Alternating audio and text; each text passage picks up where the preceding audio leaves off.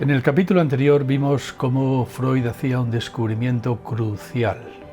Por detrás de lo que llamamos un rasgo de carácter o un síntoma en su caso, nos encontramos un álgebra, una ecuación de 4 incógnitas, 4 identidades, 4 identificaciones, la identificación con el rival padre, la identificación con el rival madre, la identificación con el objeto amado madre y la identificación con el objeto amado padre. Es lo que hemos tenido que concluir a partir del descubrimiento de la bisexualidad constitutiva, intrínseca a todo ser humano, y también de lo que Freud ha llamado en el yo y el ello el Edipo completo. A partir de aquí nos esperan un sinfín de descubrimientos asombrosos. Se puede decir que estos descubrimientos van a llover en cascada, y hoy vamos a hacer uno muy importante.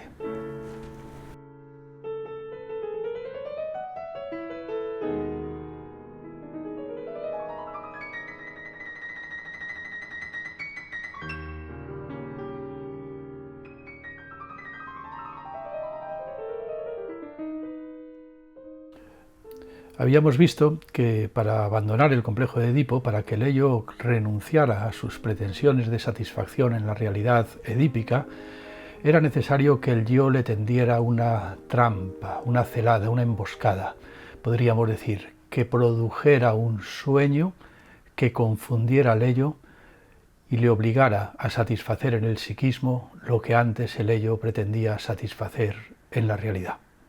El saldo que hay que pagar por ello es que el yo no tiene más remedio entonces que parecerse a los objetos perdidos, a los objetos primordiales, a los objetos más grandiosos, a los objetos que se han dado cita durante su más tierna infancia. Padre y madre les hemos llamado. La identificación con el padre, la identificación con la madre, y además de forma doble, como hemos visto, tanto con el padre rival como con el padre amado, y lo mismo con respecto a la madre, es el tributo que tiene que pagar el yo al ello para que éste acepte renunciar a sus pretensiones en la realidad y deje al yo un espacio para vivir su propia vida. Si el yo no movilizara constantemente estas identificaciones, estas 4 identificaciones con una determinada álgebra que haya dejado o haya logrado confundir al ello, el ello volvería de nuevo a la infancia reclamando los objetos perdidos. Como ya hemos repetido 1000 veces y el ello no renuncia nunca a su satisfacción, no hay más remedio que darle una satisfacción sustitutoria de los objetos perdidos en la realidad, una satisfacción psíquica, un sueño con el que poder creer que sigue quedando satisfecho. Este sueño de 4 incógnitas es el que conforma nuestros rasgos de carácter y también nuestros síntomas neuróticos. Hasta aquí lo que vimos en el capítulo anterior. Ahora tenemos que retroceder a capítulos muy anteriores y recordar todo eso que decíamos de que para entender lo que significa la palabra yo era necesario formar un triángulo. Formar el triángulo yo, tú, él. Y aquí nos espera el descubrimiento asombroso que tenemos que hacer en este capítulo. Los 2 triángulos edípicos que hemos dibujado, el triángulo de entrada en el complejo de Edipo y el triángulo de salida, se van a adherir mediante identificaciones psíquicas al triángulo de los pronombres personales. Sí, es como si el niño buscara desesperadamente en su vida psíquica algo que tuviera forma triangular. Un triángulo psíquico que pueda servir para remedar, para imitar el triángulo que le está resultando insoportable de vivir en la realidad, el triángulo edípico real. Y mira tú por dónde resulta que lo encuentra en su vida psíquica un triángulo, el triángulo precisamente que le va a acompañar en toda su vida, una vida vivida en primera persona, pero una vida vivida en primera persona que no se entiende sin una segunda persona y sin una tercera persona, el triángulo de los pronombres personales. Es en ese triángulo en el que es necesario volcar todo el álgebra de identificaciones psíquicas que nos van a permitir sepultar el complejo de Edipo. Decimos, tú, y nos contestan, ¿yo o él? No, tú, no él. Pero el problema está en que en este proceso nos hemos puesto colorados, nos ha dado por tener un tic en el ojo, no sé, nos ha temblado la voz, quizás nos ha sudado la frente. Hemos desarrollado síntomas. Esos síntomas son algo así como la grasa que engrasa la intercambiabilidad de los pronombres personales. La grasa psíquica necesaria para que los pronombres personales puedan realizar ese milagro del que ya hablábamos a capítulos atrás. 3 personas en una, el misterio teológico de la Santa Trinidad. Todo yo es un tú y al mismo tiempo un él, y todo él es al mismo tiempo un tú y un yo.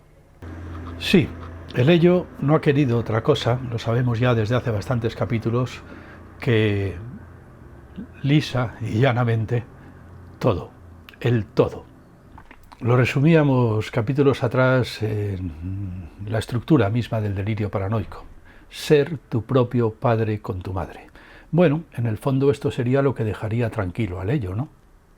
Poder fundirse con la madre porque el padre y él fueran en realidad la misma persona. 3 personas que serían entonces la misma. El triángulo se resolvería en una unidad a la que la teología ha hecho bien en llamar Dios. El ello no se conforma con cualquier cosa, el ello lo quiere todo, quiere ser Dios, quiere ser la totalidad, quiere sencillamente una satisfacción plena que apagara por completo la llama y la inquietud del deseo. Ser tu propio padre con tu madre, o dicho de otra manera, que papá, mamá y yo podamos estar juntos sin matarnos.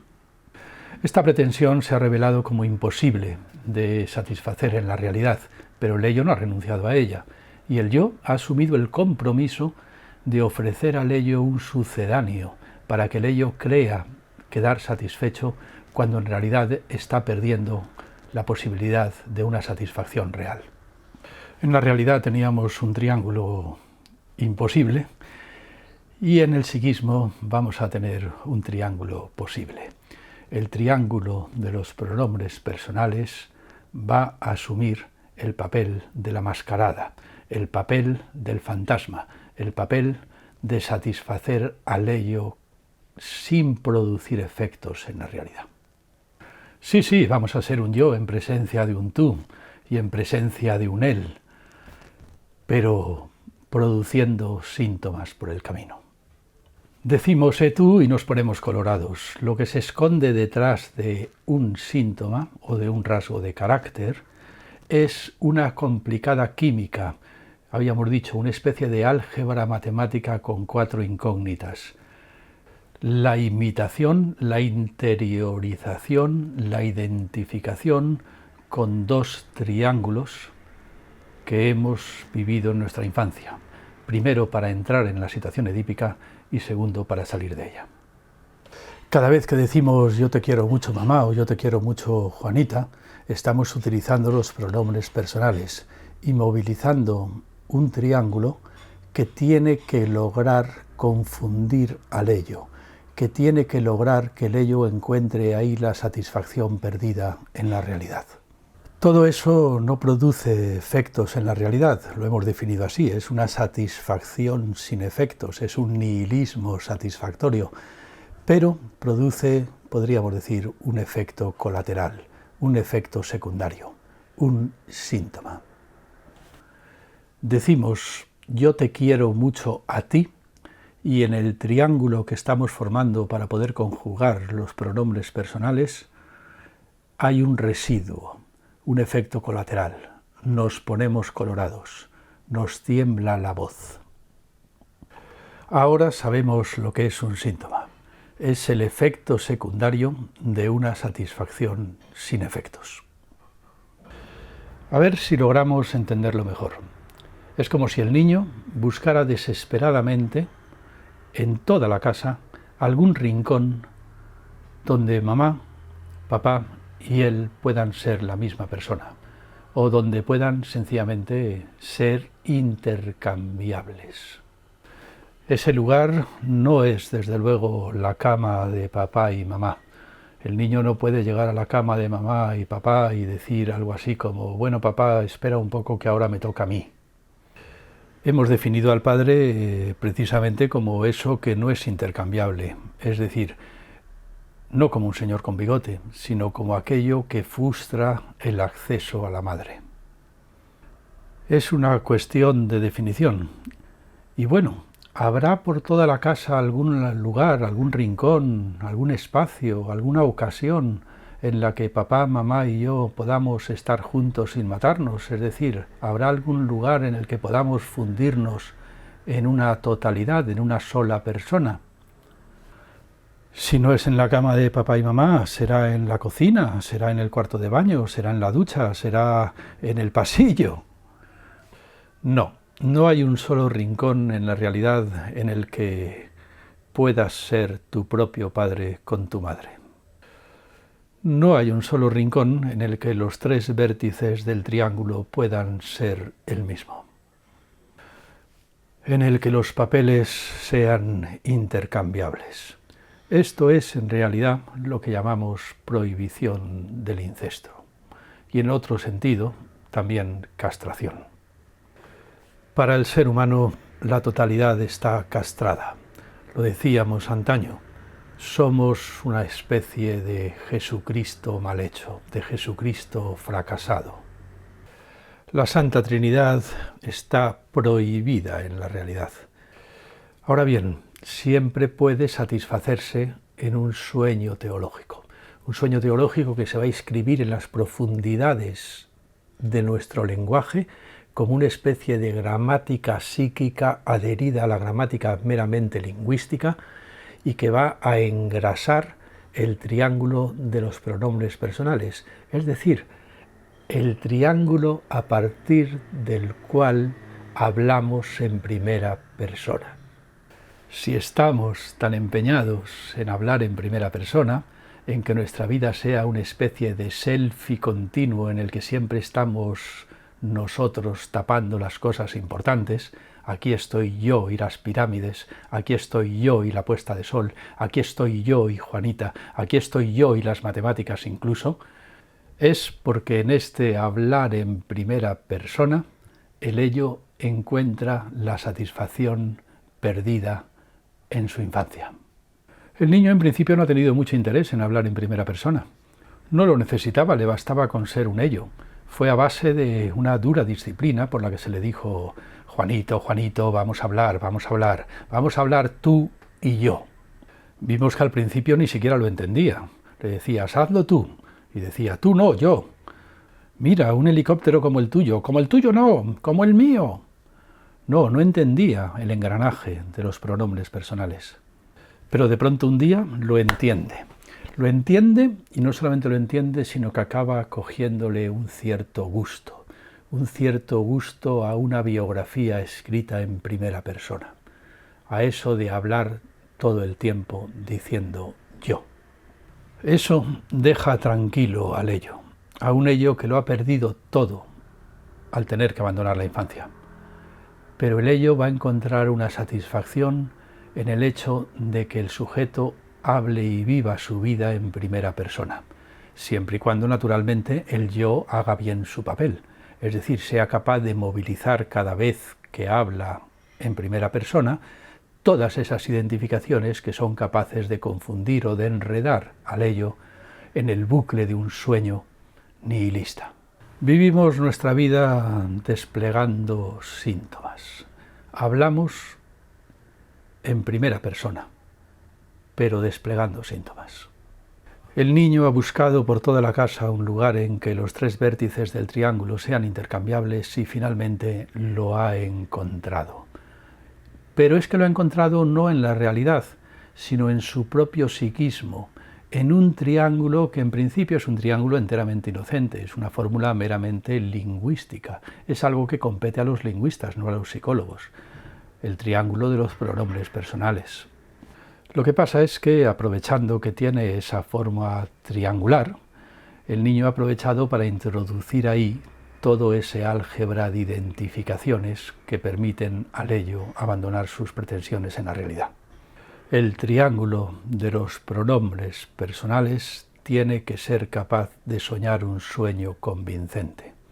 Convincente para el ello, que ha perdido el triángulo, ha perdido otro triángulo, ese sí que era real, con el cual se estructuró toda su infancia. A ver, rememoremos lo que dijimos cuando estábamos con eso del juego del cucú tras tras. En algún momento decíamos, el niño ha descubierto que se le ha dicho tras tras y que de pronto ha empezado a ser cucú, pero entre papá y mamá, no con él. Papá y mamá hacen cucú entre ellos y mientras tanto tú estás al otro lado del pasillo con un osito. Te han dado un puto osito para que te consueles. Mientras papá y mamá hacen el oso al otro lado del pasillo, tú tienes el puto osito. Bueno, ahora se trata de que aprendas a masturbarte con el osito, que aprendas a hacer con él lo que has perdido al otro lado del pasillo. El osito tiene que parecerse a papá y a mamá. Tiene que ser capaz de sustituir lo perdido. El niño mira al osito a los ojos y le dice: nos han dejado solos, pero todavía estamos aquí. Todavía podemos sustituir entre nosotros a eso que hemos perdido. Pero al decir eso al osito, el niño está encontrando algo mucho más importante que un osito. Está encontrando un osito lingüístico, un osito psíquico. El osito en cuestión es ni nada más ni nada menos que el triángulo de los pronombres personales. Y ese osito lingüístico, ese osito triangular, sí que va a ser apto, por su forma precisamente triangular, para que se adhieran ahí todas las identificaciones necesarias para poder soportar todo cuanto se ha perdido. En la soledad oscura de su habitación, el niño, ante todo, lo que hace es aprender a hablarse y a pensarse a sí mismo en primera persona.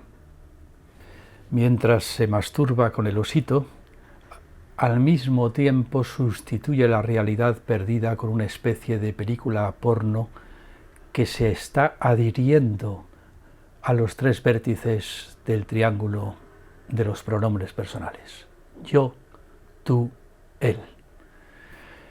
Y movilizando ese triángulo, empieza a sentirse un poco como Dios, como una totalidad satisfecha.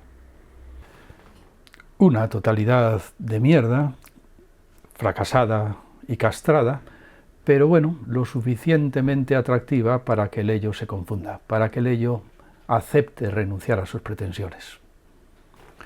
Mientras el ello pierde la realidad, encuentra satisfacción en el lenguaje. Así es que ya sabemos lo que es el lenguaje para un ser humano. Es un osito con el que masturbarse, un osito con el que hacerse pajas. Mientras el yo habla, siempre hay detrás un simio que se masturba con las palabras. Y en todo cuanto decimos, a veces logramos decir cosas más o menos interesantes. Por ejemplo, si decimos que el cuadrado de la hipotenusa es igual a la suma de los cuadrados de los catetos, de todas formas hay un simio que se está masturbando con las palabras que pronuncias. Y este simio puede ser más o menos aparatoso, más o menos chillón, más o menos obsceno. El yo intenta decir cosas verdaderas, cosas justas, cosas bellas, y mientras tanto ahí está el simio babeando, haciéndose una paja. Y a veces el simio necesita masturbarse tan intensamente con las palabras que las palabras no resultan ya ni verdaderas, ni bellas, ni justas. Son sencillamente un truco, el truco narcisista del pedante. ¿Qué es lo que sentimos cuando hablamos con un pedante? Lo que sentimos es que en realidad ese tío no está hablando con nosotros, lo que está haciéndose una paja gracias a nosotros, utilizándonos, haciendo como que habla con nosotros, pero en realidad no está hablando, está escuchándose a sí mismo. Le hablamos y hace como que nos escucha, pero no nos escucha. Se ha escuchado a sí mismo y continúa su rollo gozando de su propia exhibición onanista. Escuchar hablar a un pedante siempre es una cosa muy obscena, porque efectivamente es como si se estuviera masturbando delante de nosotros. Lo que pasa es que algunos se masturban con un Satisfyer y otros se masturban con las palabras dándote el puto coñazo. Se les nota demasiado lo mucho que gozan hablando en primera persona. Y también actuando en primera persona e incluso realizando obras en primera persona. Hay veces que vamos al cine y tenemos la sensación de que el director nos ha utilizado para hacerse una paja, que el director no estaba tanto poniendo en libertad una obra cuanto disponiendo los instrumentos necesarios para obtener un placer onanista. No digo que no quepa la posibilidad de que ciertos genios, cuando se masturban, sean verdaderos artistas geniales. Eso tampoco hay por qué descartarlo, pero no suele ser así. Cuando tenemos la sensación de estar ante una pedantería, lo que tenemos la sensación es de que hemos sido utilizados. Creíamos estar hablando con una persona y en realidad estábamos ante un simio que se masturbaba con las palabras. Si a ese simio le importaba una mierda lo que nosotros dijéramos, e incluso le importaba una mierda el tema en sí, es porque en el fondo no estaba hablando, estaba masturbándose con las palabras. Estaba haciendo quizás algo parecido a cantar la danza de los humanos antes de la cópula, no lo sé. Estaba, en cualquier caso, más bien proporcionándose un placer a sí mismo, utilizando o poniendo como disculpa el hecho de estar hablando con nosotros o con nosotras. Hay muchas veces que escuchamos hablar a una persona, incluso se habla muy bien, y no vemos la diferencia entre su discurso y el desplegar las plumas de un pavo real que abre su cola de forma obscena ante nosotros que hemos caído en la trampa de creer que estábamos siendo humanos, que estábamos hablando de algo. Todo esto nos llevará muy lejos en próximos capítulos, pero en resumidas cuentas, el asunto está en que para los seres humanos eso de hablar no es solamente eso de hablar, también es una forma de movilizar un triángulo que es capaz de sustituir a un triángulo real por un triángulo psíquico. Un triángulo que en el fondo cumple el mismo papel que cumplía el osito cuando nos echaron de la cama de papá y mamá. Un instrumento para la masturbación. Y no es poca cosa el descubrimiento, porque ya antaño, en capítulos anteriores, dijimos que desde luego eso de hacerse mayor era sencillamente aprender a masturbarse, aprender a satisfacerte sin producir efectos en la realidad. Hablamos en primera persona, pero algunas personas, para poder hablar en primera persona, tienen que movilizar tal cantidad de efectos secundarios que al final no encuentran nada interesante, nada digno ni nada objetivo que decir. La tarea de masturbarse con el lenguaje les veda, en realidad, una vida lingüística de verdad. La pedantería eclipsa el amor. Es algo de lo que me ocupé bastante en mi libro Sexo y Filosofía. Puse algunos ejemplos.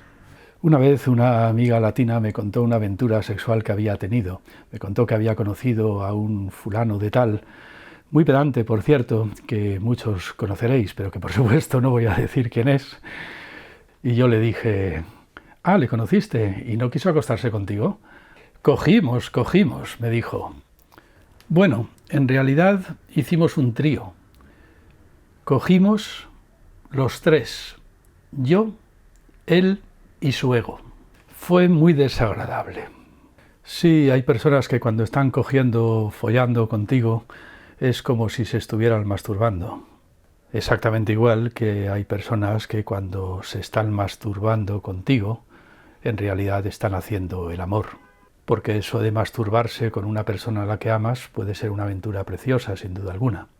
Lo malo es cuando se pretende estar haciendo una cosa y en realidad se está haciendo otra. Pero bueno, ya hemos desbarrado bastante por hoy. Es que nos queda mucho que pensar sobre este increíble descubrimiento freudiano. Lo vamos a dejar para próximos capítulos. Os esperamos aquí de nuevo en La Filosofía en Canal. Dejar vuestros comentarios y vuestras sugerencias y no os olvidéis, por supuesto, de suscribiros al canal para poder recibir las notificaciones.